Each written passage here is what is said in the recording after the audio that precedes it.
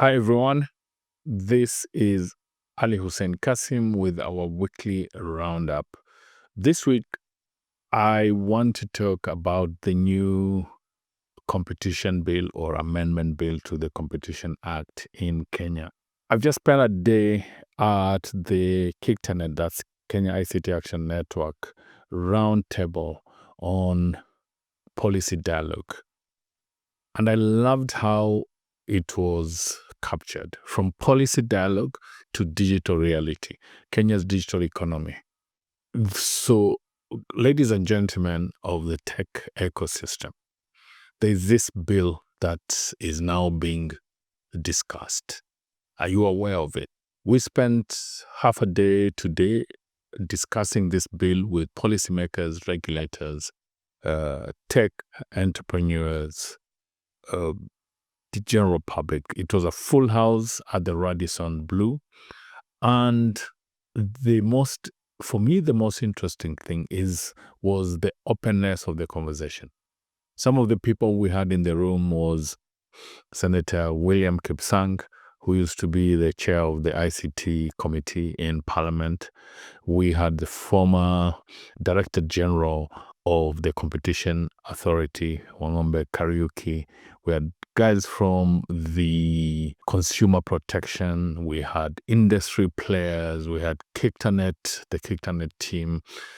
And the whole general conversation was, how do we ensure that this bill that's coming will serve the right purposes and it will not get to a point where it's starting to impede the very thing that it wants to protect and allow to grow, and that's innovation. Now, my panel was quite interesting.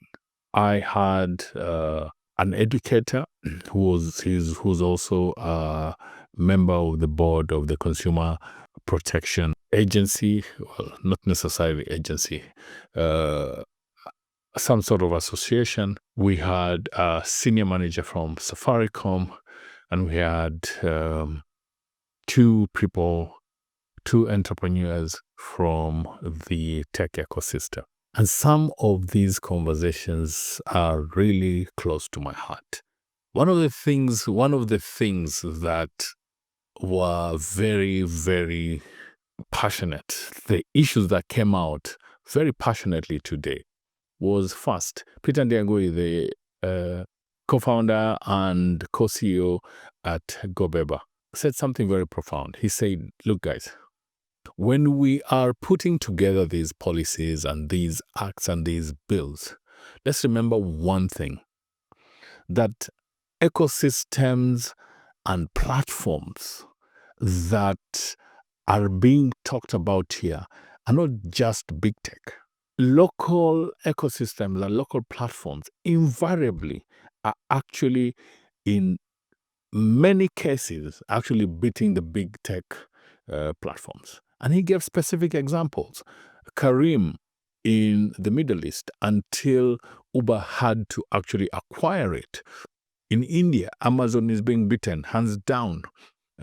In Kenya, nobody is going to dispute the power that M-Pesa has had and continues to have until the major Fintechs and financial services players, not just in Kenya and Africa, but globally, are lining up to partner with M-Pesa. We need to be very, very careful when we are putting together policies and bills that don't get in the way of local homegrown innovation. I love that conversation.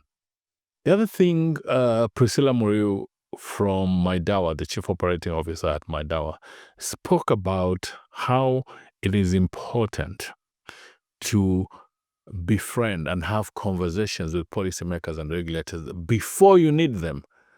That's my favorite, having a seat at the table. And if you don't, you're actually on the menu and you don't even know it. But before my panels, Wangombe Kariuki said something very profound to me, rather to the audience. He said, one of the things that policymakers and regulators need to learn is regulatory humility. Whoa. And, I was taken a little bit aback. This is a former regulator speaking to regulatory humility. And he explained that. He explained the fact that regulatory humility simply means that policymakers and regulators must understand and must appreciate that there will be people within the industry who know a lot more than they do. And the best way to get the best policies and the best regulations for the country is to have a co-creation engagement with them when they are starting to enact new policies, new laws. Professor Mushara said something very crucial, very important. He said, look, guys, one of the important things for us to understand and appreciate, sometimes some of these laws that are being put in place are not even needed. For example, the Consumer Protection Act covers a lot of the issues that are being potentially proposed in this new Amendment Act. Then Stella from Safaricom really spoke about some of the issues that they face as a very important platform as far as financial services and telco is concerned. That really set the stage for me. And it started me speaking to and thinking about the paradox. What, for lack of another word, what I would call the platform paradox. What happens when you have a platform that becomes so crucial and so dominant that it can potentially actually inhibit growth? And it took me back to the mid to late 90s when the Justice Department in the US decided to go after Microsoft for dominance and abuse of market power issues. And that was a long-winded case. It took years. But finally, the decision with the Justice Department to start saying we must go after Microsoft and break it apart so that players can actually be able to grow. As Microsoft went back to court and that thing dragged on and on. Long story short is that what the policymakers and regulators in the US were unable to do, the market did it for them. You have to understand one thing. You have a situation where there are free market forces on one hand, and on the other hand, you have a balancing act with policymakers and regulators where you say that here's the balance. We allow you to play, but we are watching you like a hawk. Today, the very issues that took the Justice Department to decide to take Microsoft to court, the Windows operating system, that thing is almost as good as dead, guys. You now have Android, you now have iOS. Now, let's fast forward to the market power of Google today. The same Justice Department is taking Google to court. And guess what? The evolution is already starting, guys. Let me not lie to you. My usage of the search engine that was so dominant and so prevalent that nobody could think about doing anything else without using Google. For me, as a professional in the tech ecosystem, the usage of Google has gone down 90%. I'm not kidding you. 90%. So even as the Justice Department is taking Google to court, what is happening? The market is already doing its magic, right? So there's a balancing act here. And those are the lessons that I think we need to take into account. The other issue, are we as Kenyans moving too quickly and too fast when it comes to regulation before really understanding what the digital ecosystem is all about, what platforms are all about, and even platforms are now evolving into ecosystems. And we discussed the example of GoBeba. It's something that I've discussed in my conversations before, both on LinkedIn and on my weekly roundups. But let me just recap this.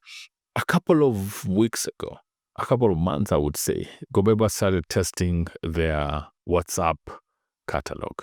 And the CEO sent me this link, and I was like, for me, if as savvy as I am when it comes to tech, the gas issue, water, I want to go and get my own gas and my own water at the petrol station to make sure that I'm actually getting these deliveries. I wasn't very, very, very comfortable with.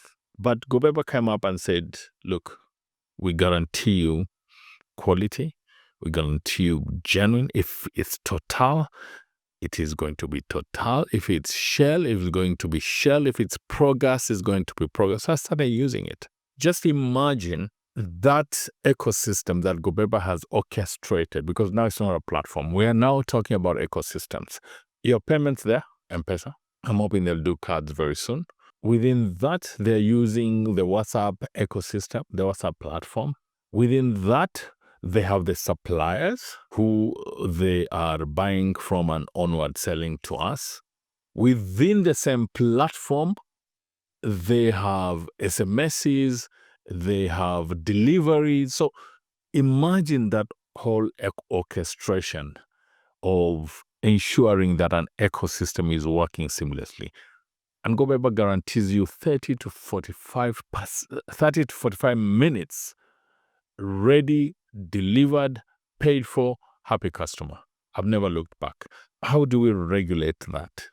What is it that exactly we are regulating? We have to be super, super careful that we don't regulate an industry to its death. Today's conversation for me was extremely satisfying and very, I'm trying to find the right word here. The people in the room were extremely influential people, and the conversations and the discourse is extremely crucial for how the digital ecosystem and the digital economy in the country moves forward.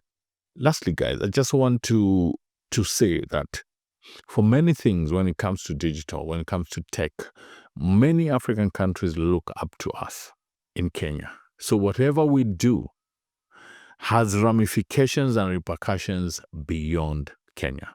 Let's have discourse and conversations continuing. And remember, if you're not at the table, you're probably on the menu. Asanteni sana. Looking forward to next week.